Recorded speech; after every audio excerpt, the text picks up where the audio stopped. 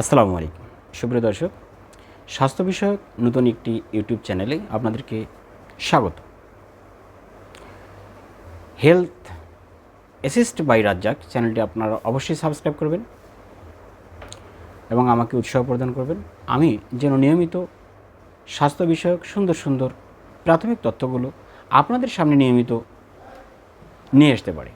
তো যাই হোক দর্শক, আজকের বিষয় বহুল আলোচিত এবং প্রভাবিত এবং আক্রান্ত, যা সমাজের অনেক সময় দৃষ্টিকটুর এবং বেশ অস্বস্তিকর একটি রোগ, অ্যালার্জিক রাইনাইটিস। মূলত সবাই আমরা অ্যালার্জির সাথে পরিচিত। তো অ্যালার্জিক রাইনাইটিসটা কী, আসলে এই বিষয়ে আজকে আপনাদের সামনে একটু প্রাথমিকভাবে আলোচনা করার চেষ্টা করব। তো অ্যালার্জিক রাইনাইটিস বিশেষ এক ধরনের রোগ, যেটা অ্যালার্জিজনিত কারণে নাকের ভিতরের আবরণী কিংবা ভিতরের প্রদাহজনিত দীর্ঘদিনের যে করণিক আকার ধারণ করে কিংবা দীর্ঘদিনের সমস্যা যেটা মনে হয়, সেটাকে বলা হচ্ছে অ্যালার্জিক রাইনাইটিস।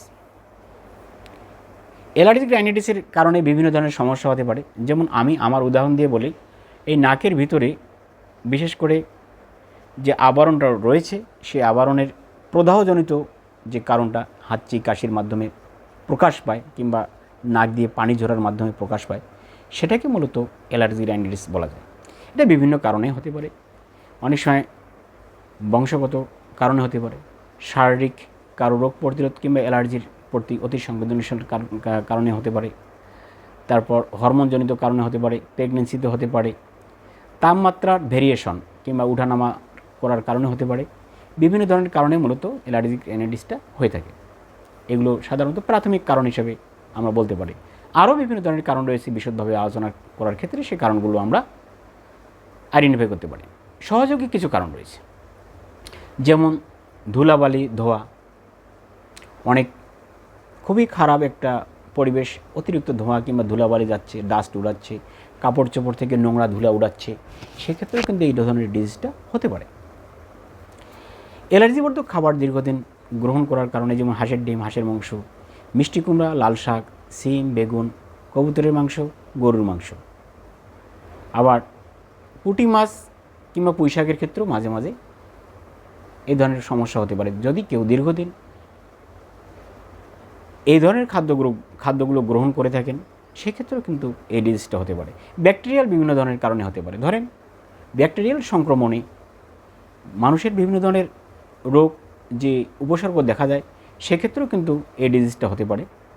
আবার ভাইরাল ইনফেকশনের কারণে হতে পারে, ভাইরাস জ্বর, ভাইরাস পাতলা পায়খানা, চিকেন পক্স থেকে শুরু করে ইনফ্লুয়েঞ্জা ভাইরাস, বিভিন্ন ধরনের কারণেও হতে পারে।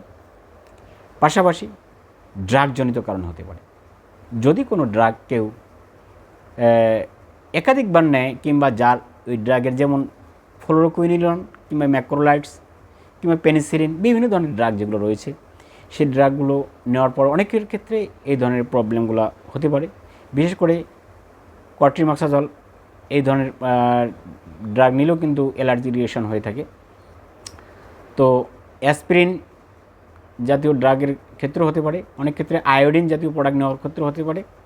আর সিনথেটিক কাপড় অত্যন্ত গুরুত্বপূর্ণ, পলিস্টার, যেটাকে আমরা পলিস্টার বলে থাকি, সিনথেটিক কাপড়, যেটা শরীরের সঙ্গে বারবার পরলে বাতাসে মানে শরীরের ভিতরে বাতাস প্রবেশ করতে না পারার কারণে অ্যালার্জিক রাইনাইটিস হতে পারে। তো এইসব সমস্যা থেকে সমাধানের জন্য মূলত ধুলাবালি ধোঁয়া ঠান্ডা থেকে দূরে থাকতে হবে, অ্যালার্জি বর্ধক যাবতীয় খাবার থেকে দূরে থাকতে হবে, পরিষ্কার পরিচ্ছন্ন থাকতে হবে এবং পলিস্টার কাপড় থেকে দূরে থাকতে হবে। পলিস্টার কাপড় না পরাটাই শ্রেয়, বিশেষ করে গরমের দিনে। এই ধরনের সমস্যা থেকে আমাদেরকে রক্ষা পাওয়ার জন্য এগুলো কারণ প্রাথমিকভাবে আমরা আইডেন্টিফাই করতেছি এবং এখান থেকে দূরে থাকতে হবে। তবে আমরা এখন মূল পর্বে যাচ্ছি, যেটা লক্ষণগুলো কী। লক্ষণগুলো হচ্ছে বারবার হাঁচি হবে, অস্বস্তিকর এবং বিরক্তিকর হাঁচি হবে। একবারে হাঁচি হলে টানা একবার, দুইবার, তিনবার যেন ওইখানে রিস্টার্ট হচ্ছে হাঁচিটা আর কি। একটা হাঁচি থেকে আরেকটা হাঁচির সূত্র হচ্ছে।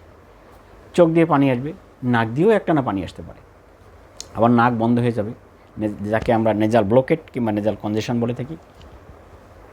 নাক চুলকাবে, নাকের ভিতরটা ফুলে যাবে এবং লাল হয়ে যাবে, যেটা বললাম যে আবরণী সমস্যা, ফুলে যাবে এবং লাল হয়ে যাবে। অনেক সময় নাকে স্পর্শ করলেও টেন্ডারনেস প্লাস মানে ব্যথা পাওয়া যাবে। আবার অতিরিক্ত হাঁচির কারণে এপিস্ট্যাক্সিস কিংবা নাক দিয়ে রক্তক্ষরণও হতে পারে, মারাত্মক ব্যাপার একটা, নাক দিয়ে রক্তক্ষরণ। হালকা জ্বর অনুভূত হবে এবং কারো কারো ক্ষেত্রে সাইনোসাইটিস হতে পারে। সহযোগী কারণের মধ্যে দেখা গেল যে সাইনোসাইটিস, এই সিভিয়ার হেডেক, আবার নাক দিয়ে সব সময় পানি আসলে একটু অস্বস্তিকর পরিবেশের কারণে কারো যদি সাইনোসাইটিস থেকে থাকে সেটা কারণে হতে পারে। আবার রিকারেন্ট সাইনোসাইটিসের ক্ষেত্রেও এই ধরনের প্রবলেমগুলো হতে পারে। তো এই সমস্ত কারণে আমি বললাম যে ধুলাবালি, ধোয়া, ঠান্ডা এগুলো থেকে দূরে থাকতে হবে। এবং এগুলোর মূল কারণ মূলত আইডেন্টিফাই করার জন্য একজন অবশ্যই চর্ম এবং অ্যালার্জি ডিপার্টমেন্টের ডাক্তারের সঙ্গে যোগাযোগ করতে হবে, অথবা মেডিসিন ডিপার্টমেন্টের ডাক্তারের সাথে যোগাযোগ করতে হবে। প্রাথমিকভাবে আপনারা অনেকে অ্যান্টিহিস্টামিন জাতীয় ট্যাবলেট একবার অথবা দুইবার, ছোটোদের ক্ষেত্রে অ্যান্টিহিস্টামিন জাতীয় সিরাপ খাইতে পারেন।